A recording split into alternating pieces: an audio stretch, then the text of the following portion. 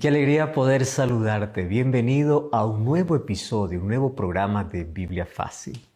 Estamos acompañando el ministerio de Jesús, descubriendo a Jesús como nuestro Salvador, como nuestro Rey, en este estudio sobre maravilloso Jesús. Y mientras más estudiamos acerca de quién es Él, mientras más lo conozcamos, obviamente que nuestro corazón va a quedar enternecido y vamos a permitir que su amor conquiste nuestra vida. Qué lindo es poder estudiar acerca de Jesús. Qué lindo es poder abrir la Biblia, dedicar este tiempo exclusivo para poder alimentar nuestro espíritu, para poder fortalecer nuestra esperanza, para permitir que Dios pueda llenar todos nuestros vacíos, que Dios pueda mostrarnos su plan, que Dios pueda encaminarnos en la vida. Así la vida tiene propósito y tiene sentido. Bienvenido a un programa más de Biblia Fácil. Qué alegría poder saludarte, tú que estás allí del otro lado de esta pantalla. Y aunque hay kilómetros y kilómetros de distancia, y aunque hay fronteras que nos dividen, hay tiempo que nos separa, estamos juntos con un propósito digno, un propósito noble, de poder permitir que Dios pueda hablarnos a través de su palabra. Y antes de poder introducir al tema de hoy quiero mostrarte una vez más este curso bíblico Jesús Restaurador de la Vida. A través de este curso bíblico tú vas a comprender mucho mejor aquello que Dios tiene en su palabra reservada para ti. Puedes solicitarlo de manera gratuita a nuestro WhatsApp +5512 9810 1460 o también puedes ingresar a nuestro sitio web estudielabiblia.com. Nosotros ya hablamos en el programa anterior sobre el Sermón del Monte. Aquel sermón donde Jesús, reunido con mucha gente, comenzó a colocar principios extraordinarios. En primer lugar, principios sobre el carácter que deben tener aquellos que pertenecen al reino de los cielos, aquellos que son llamados. Y somos llamados todos. El problema es que no todos aceptan esa invitación. Pero ellos tienen que desarrollar un carácter y un carácter semejante al de Jesús.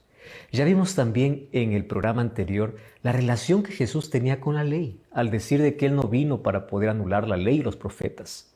Él vino para enseñarnos a cumplir. Y la palabra cumplir no es finalizar. La palabra cumplir es ampliar, hacerla gloriosa. Y ya estudiamos que en lugar de anular su ley, Él comenzó a ampliar y darle un sentido espiritual. Además, también ya estudiamos sobre cuál debe ser la conducta de aquellos que son hijos de Dios. Cuál es su carácter, cuál es su conducta, cuál es su relación con la ley. Pero el Sermón del Monte no termina allí. Continúa. Y hoy vamos a ver el capítulo 6 y el capítulo 7. Y sabes que en estos dos capítulos vamos a encontrar más principios extraordinarios para nuestra vida. ¿Estás preparado? Muy bien. Entonces, con Biblia en mano, vamos a permitir que Dios pueda hablar a nuestro corazón. Y como siempre, antes de poder abrirla, vamos a abrir nuestro corazón a Dios en oración. Oramos. Gracias, Señor, te damos por esta linda oportunidad que tenemos de poder estudiar tu palabra. Y hoy estamos dispuestos para poder escuchar tu voz. Que tu palabra que hoy tenemos en nuestra mano puedas colocarla en nuestro corazón, que pueda iluminar los lugares más oscuros de nuestra vida, que nos pueda conducir para tu reino y que nos pueda hacer idóneos, hijos tuyos. Danos tu bendición. Abraza y bendice a aquellas personas que están del otro lado viendo este programa. Que tu Santo Espíritu los abrace, que hoy podamos sentir una vez más que tú puedes hablar a nuestro corazón de manera clara y directa. En el nombre de Jesús. Amén. Como nosotros ya dijimos, pues el Sermón del Monte habla acerca de el carácter que debe tener los hijos de Dios. Y bueno, ¿cómo debe ser nuestro carácter? Aquel carácter que nos lleva por un camino de felicidad, porque cada vez llegamos a ser más semejantes a Jesús. Solamente así podemos ser sal del mundo y luz del mundo, como Jesús mencionó. Jesús también explicó sobre la ley de Dios, que no puede ser anulada, y dio un énfasis especial que iba más allá de las acciones, porque también incluía los pensamientos. Y la vida del cristiano es una vida de progresión constante. O sea, hoy mejor que ayer, mañana mejor que hoy, pero cada día más semejante a Jesús. Y hoy hablaremos sobre las motivaciones en la vida de aquellos que son llamados para formar parte de su reino. Vamos a Mateo capítulo 6, desde el versículo 1 en adelante vamos a ver qué cosa Jesús dice. Sabes que Jesús no podría olvidar las motivaciones. ¿Por qué? Porque la motivación es como la savia que alimenta el árbol. O sea, determina la calidad del árbol. Sabes que las buenas obras siempre parecen buenas y lo son. Por ejemplo, si alguien da ropa a un pobre, la motivación egoísta o altruista que tenga no modifica la ropa, no cambia el beneficio que recibe el pobre. Pero cuando la motivación es buena, la buena obra es mucho mejor. ¿Por qué? Porque modifica al que ejecuta y modifica la relación de esa persona con Dios. ¿Entiendes? Entonces, nosotros necesitamos ver no solamente lo que hacemos, sino por qué lo hacemos. ¿Cuál es tu motivación? Y Jesús comienza hablando de la motivación por el cual realizamos cada acción, porque Él no solamente ve acciones, Él ve motivaciones. Entonces, el mundo ve tus obras, pero Dios ve tus obras y tu corazón, tu mente. Tú puedes estar lleno de buenas acciones, pero con motivaciones equivocadas. Entonces ahí viene la pregunta, ¿por qué haces lo que haces? ¿Para agradar a quién? ¿Lo haces para ser visto? ¿Lo haces para ser reconocido? ¿O porque realmente es una acción movida por la motivación correcta? Y Jesús va a hablarnos de manera clara. Y Él comienza hablando sobre las obras de caridad. Mira lo que dice Mateo capítulo 6, versículo 1 hasta el versículo 4. Guardaos de hacer vuestra justicia delante de los hombres para ser visto delante de ellos. De otra manera no tendréis recompensa de vuestro Padre que esté en los cielos. Cuando des limosna, no hagas tocar trompeta delante de ti, como hacen los hipócritas en las sinagogas y en las calles, para ser alabados por los hombres. De cierto os digo que ya tienen su recompensa. Cuando tú des limosna, no sepa tu izquierda lo que hace tu derecha. Porque para que tu limosna sea en secreto, y tu Padre que te ve en lo secreto, te recompensará en público.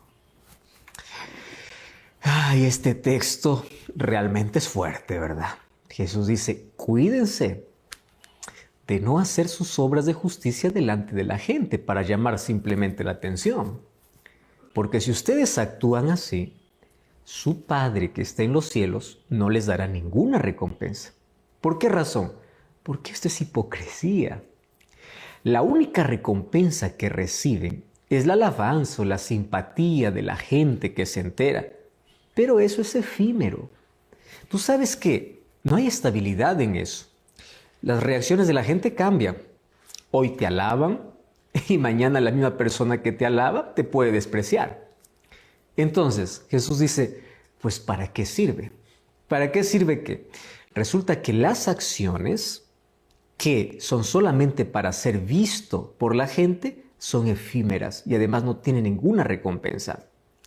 Porque está reducida solamente a la esfera humana. Son humanistas y carecen de permanencia. Por eso dice, no acumules una satisfacción que dura poco. Ahora, el gozo de aquel que da y experimenta el momento de dar solamente para ser visto por la gente, mañana se convierte en frustración. Porque mañana la gente se olvida y él siempre va a querer hacer nuevas cosas para ser reconocido. Hasta el beneficiado se va a olvidar de todo lo que tú has hecho. Pero cuando tu acción es correcta y tu motivación también, porque tu motivación es atender a un necesitado y lo haces en secreto, con la motivación correcta, con asociación con Dios, Dios no se olvida, porque Dios es diferente a la gente, Él es estable. La satisfacción del bien perdura, porque tú no buscabas reconocimiento, tú buscabas solo ayudar. Entonces no hay frustración. Hacer el bien se vuelve cada vez más atractivo porque genera el deseo de repetir la acción. Y la persona que lo ejecuta mejora su relación con Dios y también con su prójimo. ¿Entiendes cuán importante es la motivación? ¿Sabes que muchas personas hoy realizan acciones de bien solo para publicar en redes sociales, ganar admiración de todos sus seguidores? Y Dios no mira solamente la acción. Él ve también cuál es tu motivación. Entonces, nosotros vemos las acciones, pero Dios ve también motivaciones. Y Jesús continúa. ¿Cuál debe ser nuestra acción y motivación en relación al ayuno? Mira el versículo 5 al versículo 7. Y cuando tú ores, no seas como los hipócritas, que ellos aman en pie orar en las sinagogas y en las esquinas de las calles para ser vistos por los hombres. De cierto os digo que ya tienen su recompensa. Mas tú cuando ores, entra en tu aposento, cierra la puerta, ora a tu Padre que esté en secreto, y tu Padre que te ve en secreto te recompensará en público. Y cuando ustedes oran, no hagan vanas repeticiones como los gentiles que piensan que por su palabrería, pues ellos van a ser escuchados. Ustedes no hagan esas cosas como los otros hacen. Mira, la motivación hipócrita, incluso en la oración, es desagradable para Dios. Los fariseos tenían horarios fijos durante el día para orar. Entonces, cuando llegaba la hora, oraban en el lugar donde estuvieran. Ahora, esto es bueno, ¿eh? O sea, esto no es malo, porque Dios tampoco condena la oración en público, ¿correcto? Tú puedes orar en un culto, en cualquier lugar, tú puedes orar. Pero el problema de los fariseos era lo siguiente, era su motivación. Resulta que como a los fariseos les gustaba que la gente los viera orando para que pensaran de que ellos eran consagrados y piadosos, ellos se programaban para que a la hora de orar siempre los encuentre en la plaza o en la calle o en el mercado. Y hasta en las sinagogas oraban en forma llamativa, ostentosa, para que todos lo vieran. ¿Entiendes? Entonces, Jesús dice, cuando ellos oran o cuando ustedes oran, no sean como los hipócritas, porque solamente quieren llamar la atención. Oren en secreto. Su Padre que ve en secreto lo recompensará en público. ¿Y a qué recompensa se refiere? A la respuesta que corresponde a la oración. Dios no responde a la oración hipócrita. Dios responde a la oración sincera. Y sabes que es en el silencio que nosotros podemos hablar con Dios. Y Él puede respondernos. Pero si lo hacemos solamente para ser vistos, esto es una ofensa para Dios. La verdadera oración es sin hipocresía, es una conversación con Él. Por eso es que dice, tampoco repitan vanas cosas, porque es una conversación libre. Orar es otra cosa. Orar tampoco es hablar por hablar. Algunos modifican sus palabras, multiplican sus palabras para dirigirse a Dios. No, habla con Dios como tu amigo. Los gentiles hacen eso, dice. Ellos imaginan que la efectividad de la oración está en su palabrería. Y no es así. Dios sabe todo lo que necesitas. Y no hace falta incluso estar informando cada detalle. Ahora, lo importante de la oración es la comunión que tienes con Dios. Es hacer de Dios tu amigo. Por eso cuando oren, Jesús enseñó y dice, digan ustedes así, Padre nuestro que estás en los cielos. Tú eres mi Padre. Por eso es que lo que más deseo es santificar tu nombre, es hacer tu voluntad, es querer que tu reino venga. Y tengo mis necesidades, por favor atiéndalas. Por ejemplo, necesito alimento diario, necesito que perdones las deudas, así como yo perdono también a aquellos que me ofenden, quiero que me perdones también mis ofensas. Y también yo quiero que tú me ayudes a no caer en tentación y me libres del maligno. Si te das cuenta, la oración que Jesús enseña es simple. No significa que lo vas a repetir siempre, pero hay un modelo simple de palabras. Ahora sabes que perdonar a los otros es fundamental, porque Jesús dice, si ustedes no perdonan, Dios no puede perdonarlos. El perdón está vinculado con la reconciliación. Y es por eso que está allí relacionado con la justificación por la fe. Si ustedes no perdonan, pues no hay espíritu de reconciliación en ustedes, está diciendo Jesús. Es decir, tienen una mente enemiga para con Dios. Y la mente enemiga que pide perdón a Dios sin perdonar a su prójimo, pues es un acto hipócrita. Entonces, la hipocresía en la oración es lo más absurdo que puede existir, porque la oración puede ser de tanta bendición, pero si lo haces con la motivación incorrecta, no sirve. Y Jesús dice, ¿cómo crees que Dios te va a perdonar si Él sabe todo, si cuando alguien te pide perdón tú no perdones? Entonces no es genuino. Y si no es genuino, pues lo que ustedes piden no están pidiendo de verdad, están mintiendo. Jesús dice, vivan la verdad, díganle la verdad a Dios. Si te cuesta perdonar, pide que te ayude. Si lo hacen así, si ustedes hacen una oración de todo corazón, es verdadera. Si ustedes buscan el perdón y también perdonan al prójimo, Dios les perdonará. Si te das cuenta, es interesante lo que Jesús enseña en cuanto a nuestras motivaciones. Ahora, ¿por qué tanto énfasis en el perdón? Es que el perdón es la medicina para curar las heridas internas del alma. Tú sabes que perdonar no es hacer un favor al agresor. El perdón es un regalo que te haces a ti mismo. Porque el rencor y el sentimiento de venganza es un veneno que te mata lentamente cada día. Y sabes que ahí Jesús no termina. Jesús continúa hablando de motivaciones. Ahora lo hace con el ayuno. Versículo 16 del versículo 18. Dice, cuando ustedes oran, por favor, no pongan caras tristes, diciendo estoy ayunando y estás así demacrado. No, los hipócritas, dice, son los que demudan su rostro para impresionar a la gente. Y sabes que esto es un engaño. Esto no es piedad, esto no es consagración, esto es falso. Y una moneda falsificada pues no tiene valor, porque es ilegal, es ofensiva, es traicionera, merece el rechazo, es rechazada por todos. Además, dice que el ayuno no es para poner una cara triste, como para decir estoy ayunando y qué triste que estoy. No, porque mi relación con Dios tiene que ser alegre, feliz, tiene que haber un gozo espiritual, tiene que estar presente siempre en eso. Por eso dice, cuando ayunen, levanten la cabeza, lávense la cara, muestren alegría de su servicio a Dios, sin proclamar a todo el mundo, miren, estoy ayunando, yo soy mejor que ustedes. No. Y Dios así los va a honrar. ¿Y cómo? Les va a dar recompensa de gozo espiritual, pero un gozo permanente. ¿Comprendes? Ahora, es interesante que a partir del versículo 19 en adelante, Jesús no solamente habla de motivaciones, sino de actividades, de nuestras motivaciones en las actividades de la vida. ¿Cuántas cosas hay aquí para aprender? Y sabes, haciendo un breve resumen de lo que hablamos hasta aquí, Dios mira más allá de lo que la gente ve. La gente te puede admirar, te puede aplaudir, la gente puede decir qué buena persona que eres porque haces acciones buenas. Pero Dios mira cuál es tu motivación. Incluso las acciones buenas que son manchadas por el egoísmo o por falsas motivaciones pueden ofender, pueden herir a Dios. Entonces vamos a pedir a Dios que conoce nuestras motivaciones, que nos limpie.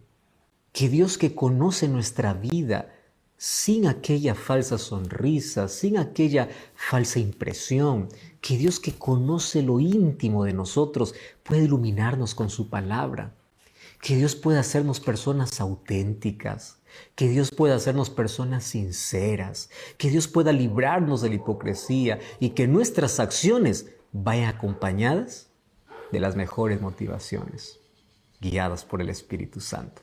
Ahora veamos lo que Jesús dice, motivaciones en cuanto a las actividades del día a día. Eso veremos a partir del versículo 19.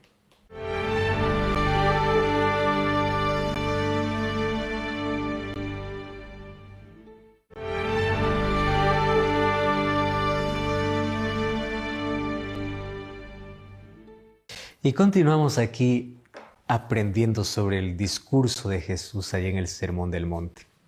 A partir del versículo 19 hasta el versículo 34, habla sobre las motivaciones en las actividades de la vida. Sabes que las motivaciones mayores que la gente tiene en la vida tienen que ver con dos cosas: acumular riquezas y preocuparse demasiado.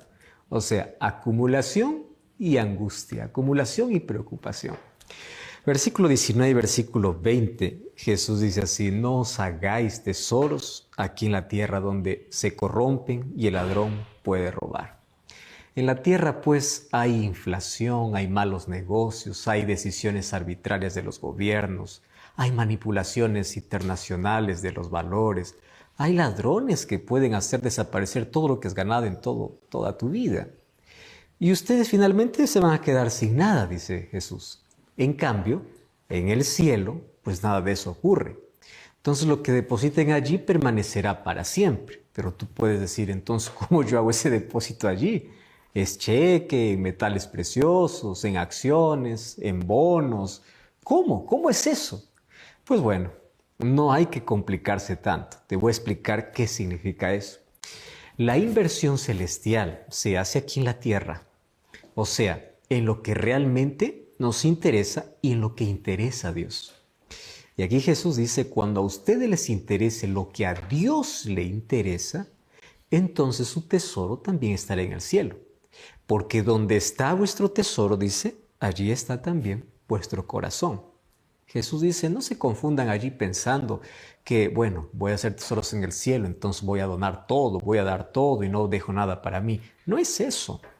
Ahora, para hacer tesoro en el cielo, no significa que tú tienes aquí que vivir siempre como pobre. No, no, no. O escondiendo el tesoro a la vista de los demás, diciendo mi tesoro está en el cielo, o vivir como si no tuvieras, o gastando todo simplemente para ayudar, o todo lo voy a dar a la iglesia. Si es tu disposición, está bien, pero así no se hace tesoros en el cielo. ¿Sabes qué? A Dios sí le interesa que ayudemos, le interesa que donemos, le interesa que podamos contribuir a la predicación del Evangelio, pero que nuestro interés esté en armonía con sus intereses. Porque Dios tampoco quiere ver a nadie sufrir por la escasez o la miseria, quiere que todos tengan lo suficiente. Entonces, hacer tesoros en el cielo significa que mi inversión que estoy haciendo con los recursos que Dios me da está de acuerdo a la voluntad de Dios. Claro que el enemigo introdujo tanta miseria en el mundo, que ahora es necesario actuar con mucha sabiduría. Para eso necesitamos pedir al Espíritu Santo, para poder saber atender aquello que es prioritario y urgente. Y necesitamos una visión clara de la vida, porque si estuviera nublada nuestra mente, pues andaríamos en tinieblas. Y así no pretenderíamos servir a Dios y al mismo tiempo las riquezas. Y Jesús continúa diciendo, porque nadie puede servir pues a dos señores. Menospreciará a uno y amará a otro, querrá a uno y al otro lo despreciará.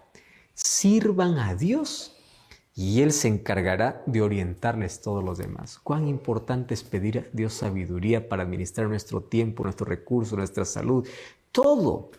Versículo 25 dice, por eso les digo, no se preocupen por su vida, lo que comerán o que van a vestir, porque el Dios que alimenta a las aves, ese Dios les va a alimentar y ustedes valen mucho más que ellas.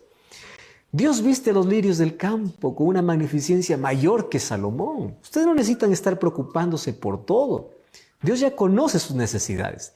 Tú puedes planificar el futuro, eso es buena inversión, pero preocuparse por el futuro, ¿para qué? Lo que necesitas es fe.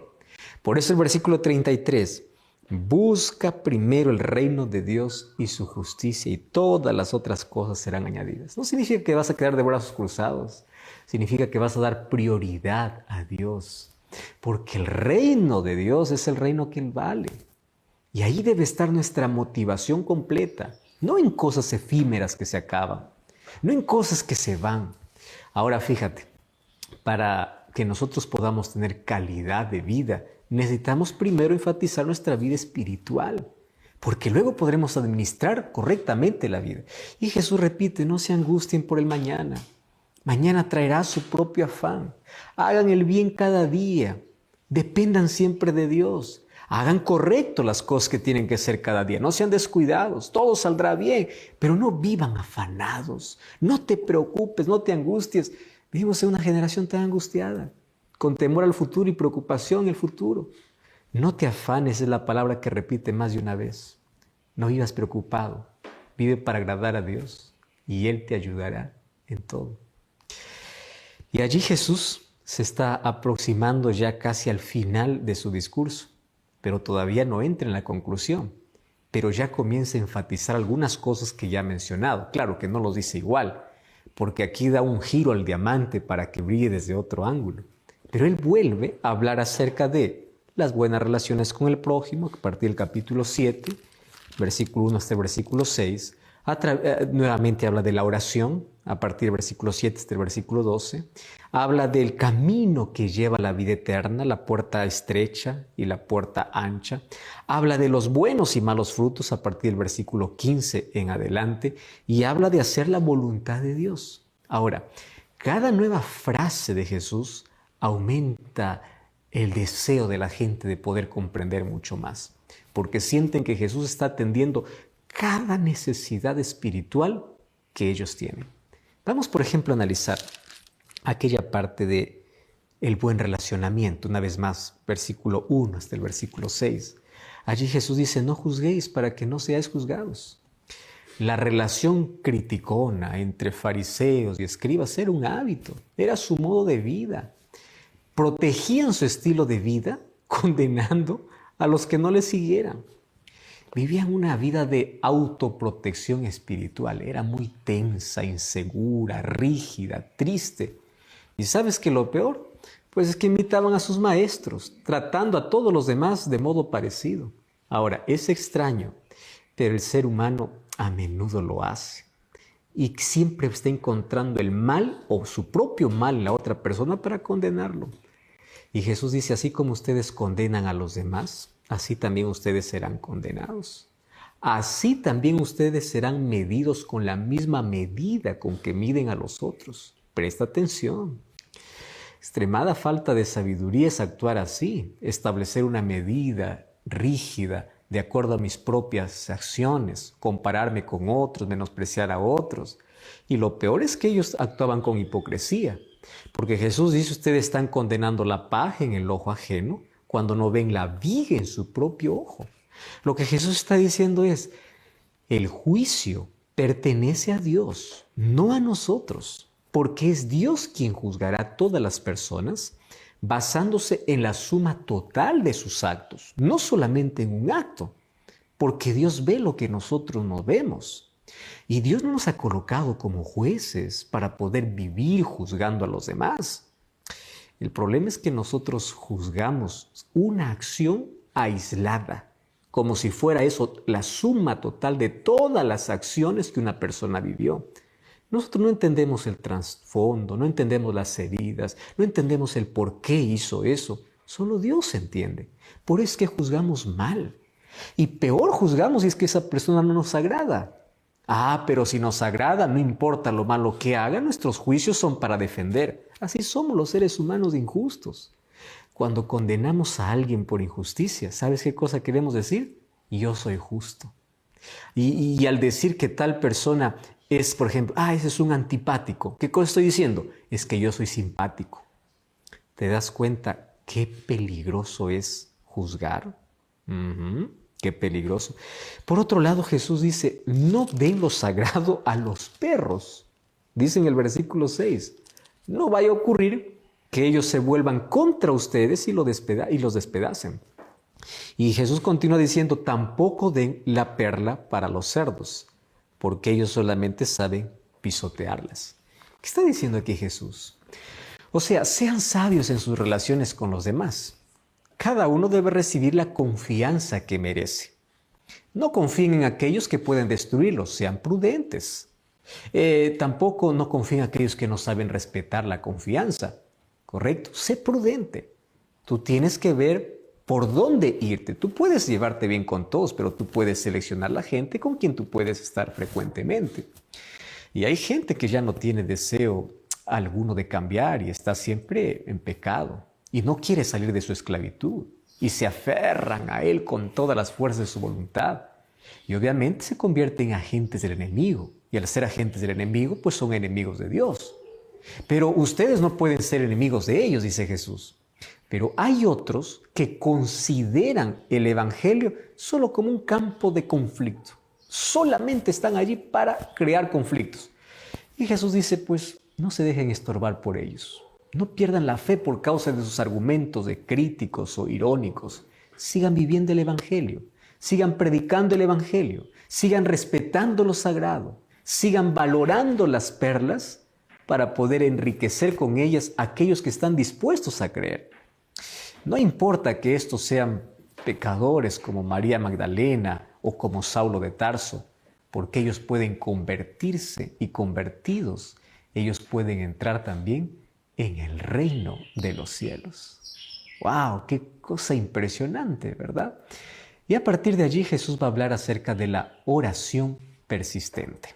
A partir del versículo 7 en adelante dice: pedid y se os dará, buscad y hallaréis, llamad y se os abrirá. Porque aquel que pide, recibe, el que busca, halla, y el que llama, se le abre. Eso hace aquel que tiene confianza completa en Dios. Aquel que pide, recibe. Aquel que busca, halla. Aquel que llama, se le abre. Y no hay condiciones para ello. Son aquellas personas que buscan en Dios sublimes cosas. Quieren perfeccionar su carácter para ser más semejantes a Cristo. Pidan, dice Jesús. Desean que Cristo, si ustedes desean que Cristo los limpie, pidan. Si ustedes se sienten en un estado de impotencia, que no pueden vencer un pecado, pidan. Busquen con insistencia, no desistan. La bendición de Dios es para todos aquellos que le buscan. ¿Sabes qué cuán importante es poder comprender esto? Porque yo conozco muchas personas que ante un pedido desisten y piensan que Dios no los escucha. Ahora, aquí la Biblia dice: pidan lo que ustedes quieran. Entonces hay personas que pueden decir: pues bueno, ahora voy a pedir a Dios un carro, voy a pedir una casa, porque me ha dicho pide lo que quiero. Resulta lo siguiente, que mientras más estás en comunión con Dios, tus pedidos cambian, porque tu visión cambia de la vida. Antes estabas enfocado solo en lo material, pero en la medida que te relacionas con Dios, tus motivaciones cambian, tus acciones cambian, pero también cambian tus pedidos. ¿Entiendes? Tus pedidos se vuelven más espirituales. Tus pedidos se basan en ser más semejante a Cristo, en pedir bendiciones para dar. Tus pedidos se basan en lo más noble de la vida. Ya no son motivos o pedidos egoístas. Si te das cuenta, solo nos acercamos a Dios como si Él fuese solo un bombero cuando estamos en llamas para que Él nos salve. Nos acercamos a Dios como si fuese un cajero automático. Solo cuando me falta plata voy allí para que me dé. A veces nos buscamos a Dios solamente como un médico. Solo cuando estoy enfermo le busco. Y nuestros pedidos se vuelven, o nuestra oración se vuelve una lista de pedidos. Y pido, y pido, y pido, y pido. Mis pedidos van a cambiar en la medida que me relaciono con Cristo. Si te das cuenta, aquí Jesús hace énfasis a dos cosas importantes. En primer lugar, no vivas afanado, como ya vimos un poco antes. No te afanes. ¿Tú sabes qué cosa es preocuparse? Pre es antes. Ocuparse es ocupar tiempo que debemos estar agradeciendo a Dios, sonriendo. Estar ocupados antes de tiempo. ¿Y ocupados en qué? En aquello que nos llega. Es interesante que yo leí allí un texto que me impresionó mucho. Tú sabes que de 10 preocupaciones que tienes en la mente, 8 no se van a cumplir. Solamente hay 2 que merecen tu atención. O sea, hay 10 cosas en nuestra cabeza que están dando vuelta que ni siquiera vale la pena. No va a llegar. Pero nuestra mente está allí, preocupándose, ocupándose antes de tiempo en lugar de buscar a Dios. Por eso el apóstol Pablo decía en Filipenses 4:6, agradezcan a Dios por todo. Y no estén allí preocupados por nada. Cambien sus preocupaciones por oraciones. Eso es lo que Dios está pidiendo de todos nosotros. Cambia el foco de tu vida. No estés afanado. No estés allí preocupado. Recuerda que hay un Dios que tiene el control de todo. Mira las aves del cielo. Ellos no siembran, ellos no cosechan, pero de los alimentos ustedes valen más que ellos. Cada vez que tú escuches allí a una ave cantar, es un mensaje que te está diciendo, no vivas afanado, yo tengo un Padre y tú también lo tienes. Busca primero el reino de Dios. Y fíjate lo que sucede, mira la relación. Aquel que busca primero a Dios, en el capítulo 7 comienza diciendo, es aquel que tiene una visión diferente de la vida, pero también de los demás. ¿Por qué de los demás? Es que no anda juzgando a todo el mundo. Es que no anda criticando a todo el mundo. No anda buscando fallas. ¿Ya te diste cuenta que hay personas que todo está perfecto, pero buscan siempre lo imperfecto? Todo está bien, pero se enfocan ¿dónde? En aquello que ocurrió mal. Y a veces nos convertimos en jueces de los demás. ¿Y sabes qué cosa es preocupante? Que a veces las personas que critican más a otros por sus acciones es porque no toleran ver sus propios defectos en las otras personas. Por ejemplo, aquella persona que siempre está criticando a alguien y diciendo, ese es un mentiroso, ese es un corrupto, ese es un adúltero. Probablemente él tenga esos pecados, pero de manera escondida. Y él quiere transferir sus acciones a la otra persona y vive siempre condenando, siempre buscando fallas. Mira tus propias fallas. Jesús dice, aquel que mira la paja que está en su ojo o aquel que mira la viga que está en su ojo no tiene tiempo para mirar la paja que está en el ojo ajeno. Mira la viga que tú tienes dentro de ti. Ahora, todos somos imperfectos y si hay alguien que corregir hay que hacerlo con amor, como vamos a estudiar de aquí a poco en otra lección, cómo poder tratar el pecado, el pecador. Entonces tenemos que hacer las cosas correctas. Dios no te ha colocado como juez. No. Deja el juicio a Dios. Tú empieza a mirar tu vida. Comienza a preocuparte por ti. Y eso no es egoísmo. Eso significa que mientras más veas tu condición, más compasión vas a tener de los demás. Y en lugar de condenarlos, vas a ayudarlos, vas a guiarlos, vas a orar por ellos. No los vas a condenar. Porque recuerda lo que Jesús dice. Con la vara que mides, serás medido. Y luego Jesús dice, ahí recién Jesús dice, pues ahora pidan lo que quieran, porque el que pide, recibe, el que busca, halla. Claro, es que aquel que busca primero el reino de Dios, tiene una visión diferente de la vida, tiene una visión diferente de las personas y obviamente tiene una visión diferente de sus pedidos a Dios. Por eso me encanta que el texto cuando dice, pues busquen o pidan y se les dará. El que pide, recibe, el que busca, halla y el que llama, se le abre. Si vosotros siendo malos estáis acostumbrados a dar buenas cosas a sus hijos, cuánto más vuestro Padre que esté en los cielos dará siempre las cosas que querráis. Y allí Jesús dice, haced con los hombres así también como quiere que ellos les traten a ti. La regla de oro, ¿verdad?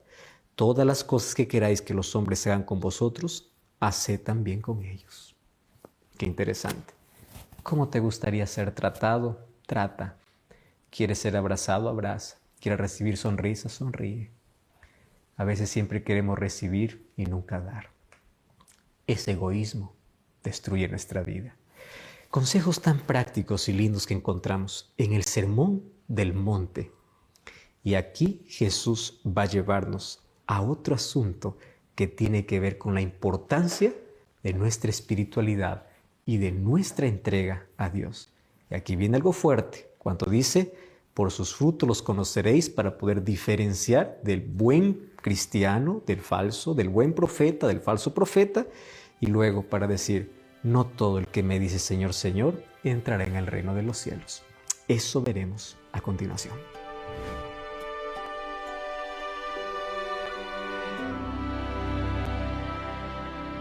Estamos acompañando el ministerio de Jesús y ahora estamos analizando el Sermón del Monte. Y es impresionante lo que Jesús dice allí en Mateo capítulo 7, versículo 12.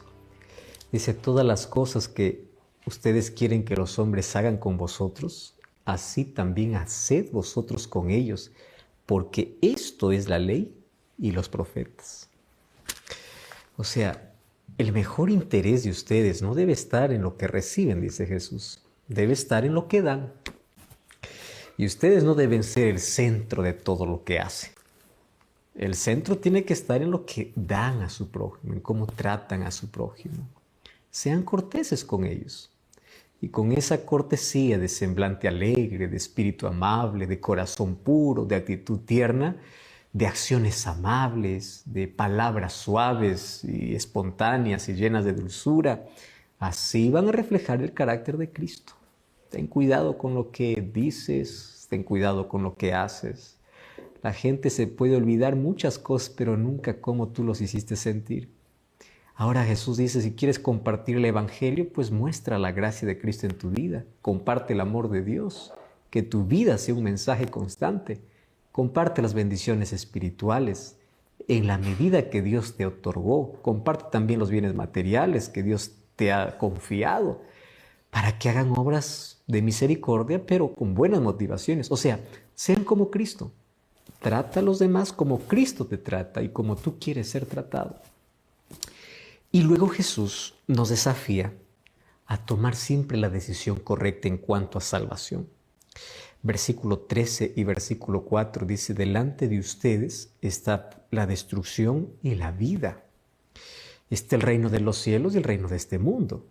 Y ahí comienza diciendo, entrad por la puerta estrecha, porque ancha es la puerta y espacioso el camino que lleva a la perdición. O sea, es tan fácil que muchos entran. Y yo les recomiendo, dice Jesús, que ustedes no entren por eso. Al contrario, ustedes busquen la puerta estrecha y angosto el camino que lleva a la vida, y pocos son las que la hallan. ¿Por qué pocos? Porque muchos prefieren obviamente vivir el momento, ¿verdad? No hacen ningún esfuerzo para poder buscar algo mejor en la vida. Y claro, el camino al reino de los cielos es difícil, porque excluye todo nuestro egoísmo. Nos obliga a andar a los pocos confiando en Dios. Y ser parte de la mayoría a veces es una atracción. Vivir con la minoría es una sensación de poca importancia, hasta de fracaso. Pero quiero que sepas, dice Jesús, que el amor de la mayoría es un engaño. Y el precio que se paga finalmente la destrucción. Por eso es mucho mejor entrar por la puerta estrecha. ¿Y quiénes entran por la puerta estrecha? Los que creen, los que tienen fe, los que confían en Dios, porque ellos son los que encuentran el camino para el reino de los cielos. El versículo 15 continúa Jesús diciendo, guardaos de los falsos profetas, porque hay un grave problema con ellos, porque pretenden ser una cosa que no son. Interesante lo que Jesús dice. Y esto no solamente ocurre también con los falsos profetas, sino con los falsos cristianos. Y aquí es terrible la simulación, el disfraz, la hipocresía, las máscaras. Pero existe una prueba infalible, dice Jesús. Por sus frutos los conoceréis. Un buen árbol pues da buen fruto. Y si un maestro ahí viene a producir discordia, desconfianza, odio, acusación, contienda, y aún así pretende enseñar el evangelio, pues la verdad no está ahí. ¿Por qué? Porque son los frutos aquello que muestra un verdadero maestro, un verdadero profeta. Aquí profetizar también es predicar. Entonces no sigan a personas así, porque finalmente el versículo 19 dice que su destino es el fuego de aquellos que no dan buenos frutos. Y allí Jesús concluye sus enseñanzas y antes de ir al llamado, o sea, la invitación final, versículo 21 hasta el versículo 23 dice, no todo el que me dice Señor, Señor entrará en el reino de los cielos, sino aquel que hace la voluntad de mi Padre que está en los cielos. Es una declaración realmente tremenda, porque la relación con Dios no es cuestión de palabras, es una acción de fe. Y los que entran en el reino de los cielos son los que tienen una fe que hace la voluntad de Dios, a tal punto que obedecen a Dios por amor. De nada vale simplemente profesar, soy cristiano, soy un discípulo de Cristo. Y claro que hay que profesarlo, pero el discípulo es aquel que cree y obedece. ¿Cómo puedes decir soy cristiano pero desprecias la ley de Dios? ¿Cómo puedes decir yo sigo a Cristo pero desprecias las cosas que Él hizo? Entonces, ¿no se gana el reino de los cielos con obediencia? Claro que no, porque el reino de los cielos es un regalo de Dios y viene por la gracia de Dios. Pero con la desobediencia sí se puede perder, eso dice el texto. Y aunque los desobedientes incluso hayan profetizado, hayan echado fuera demonios, hayan hecho milagros, Jesús no abrirá la puerta porque dice, aun cuando me digan en tu nombre hicimos todo esto, yo les diré, apartaos, nunca os conocí. No todo milagro viene de Dios. No todo aquel que en nombre de Dios hace cosas quiere decir que Dios está con él. Y después de decir todo esto, Jesús concluye. Por ese versículo 24 dice, por tanto. Y allí Jesús comienza a dividir a su auditorio en dos grupos, prudentes e insensatos. Es interesante. El prudente es una persona especial, no porque edifica, sino que el insensato también edifica. Ambos están iguales, en la misma posición, o sea, en la acción son parecidas. También sus semejantes en las dificultades, porque tanto el prudente como el insensato va a enfrentar dificultades. Ahora, ¿las dos personas sufren por las dificultades? Sí, pero el prudente es una persona especial en cuanto al modo de edificar. ¿Por qué? Él edifica sobre un fundamento. A él le preocupa el fundamento y él edifica sobre la roca. Y la roca era un símbolo de Dios, de Cristo. Deuteronomio capítulo 32, versículo 3 y 4 dice: anunciaré el nombre del Señor porque Él es la roca. ¿Y por qué la roca? Porque sus obras son perfectas, porque permanece, porque sus caminos son justos. O sea, aquellos principios son de permanencia, de seguridad. Cristo es la roca. Él es justo y Él nos justifica. Él es perfecto y nos perfecciona. Él es fiel y nos hace fieles. Él es recto y nos hace personas rectas. Eso es edificar sobre la roca. Fundados en la roca viva, es que nosotros nos tornamos también piedras vivas para Él. La roca es Cristo. La roca también es su palabra.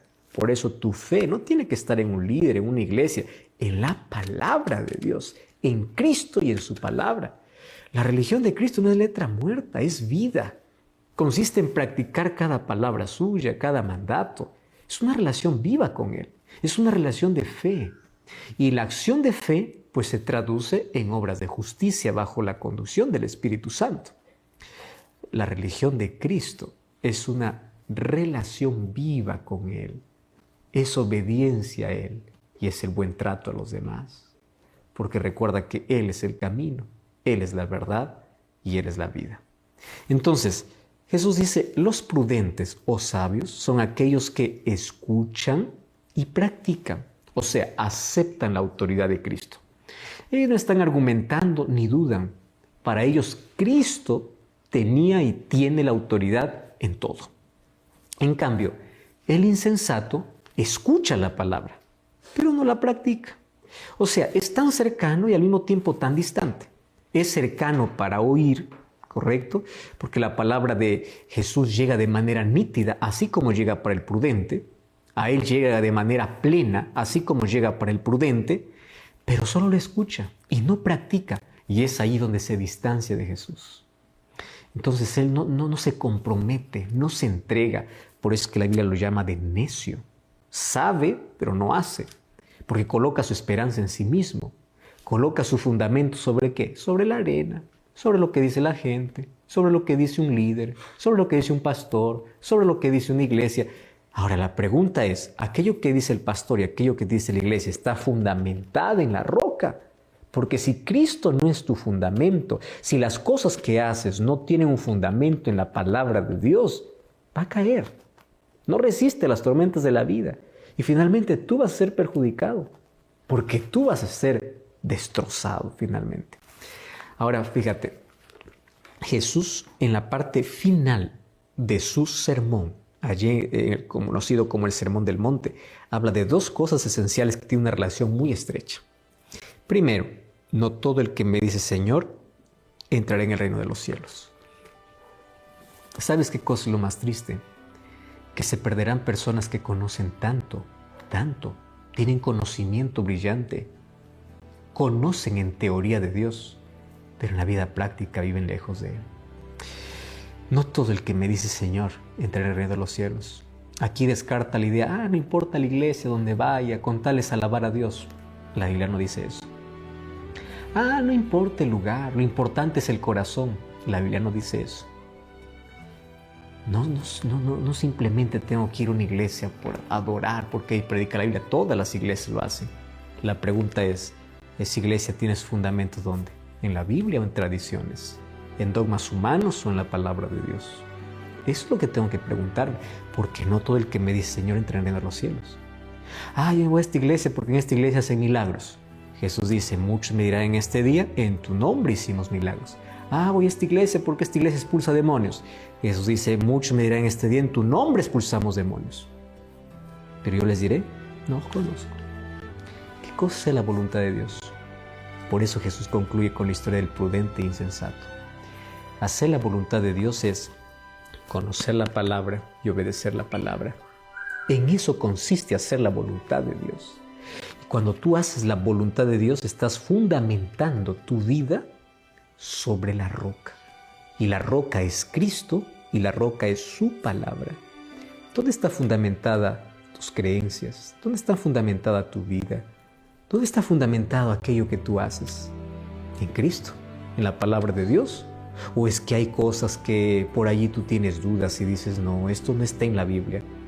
Recuerda, fundamenta tu vida, tus creencias, tu familia, tu existencia en la roca. Solamente así no caerás. Qué manera extraordinaria de terminar este Sermón del Monte, haciendo una invitación a confiar en Cristo y a confiar en su palabra, haciendo una invitación a ser prudentes y no necios, haciendo una invitación a edificar la vida sobre lo sólido, no sobre lo movedizo, no sobre la arena. Y de nada sirve, dice Jesús, que ustedes hayan escuchado todo cuando finalmente se queden palabras si ustedes no practican. Practiquen para que sean prudentes. Eso es vida cristiana. La vida cristiana está basada en un relacionamiento con Dios. Mientras las personas solamente se preocupan algunos por el comportamiento, la vida cristiana es relacionamiento constante. Claro que en un buen relacionamiento hay un buen comportamiento, pero si tú te preocupas solo por lo exterior y no por lo interior, tienes que cambiar tu modo de pensar. Y a partir de hoy vamos a edificar nuestra vida sobre la roca que es Cristo, sobre la roca que es su palabra. ¿Tú quieres tomar esa decisión? Quiero que juntos podamos pedir que Dios sea nuestra roca y nuestra vida esté fundamentada en Él y en su palabra. Yo voy a estar orando por esta decisión. Sabes que hemos dedicado 2 programas para hablar acerca del Sermón del Monte. Jesús comenzó hablando sobre cuál debe ser el carácter de aquellos que son hijos de Dios. ¿Cuál debe ser su conducta? ¿Cómo podemos amar a Dios y cómo podemos amar al prójimo? ¿Cómo podemos hacer su voluntad? ¿Cómo podemos pedir? ¿Cómo podemos analizar nuestras acciones y motivaciones? Jesús está colocando principios de vida, que si nosotros seguimos todos esos principios, tendremos mejor calidad de vida, mayor fe, mayor esperanza y mayor certeza de que estamos fundamentados en Cristo. ¿Tú aceptas eso en tu corazón? ¿Quieres vivir esas enseñanzas? Vamos a orar. Gracias, Señor, te damos por tu palabra. Queremos que a partir de hoy sea la base de nuestra fe, la base de nuestra vida. Queremos que Cristo sea nuestra roca. Y a partir de hoy aquellos principios que mencionaste en aquel Sermón del Monte pueda guiar todas nuestras acciones y motivaciones. Acepta nuestra entrega. Queremos hacer tu voluntad. Queremos ser obedientes y fieles a ti, en el nombre de Jesús. Amén. Gracias por acompañarnos en este programa. Que Dios te bendiga y te guarde. Que tu corazón pueda estar siempre lleno de paz y lleno de esperanza. Como siempre, te agradezco por acompañarnos en este episodio de Biblia Fácil. Bueno, yo te espero en el próximo programa, como siempre, con Biblia en mano, disposición en el corazón, aquí en Biblia Fácil. Hasta la próxima.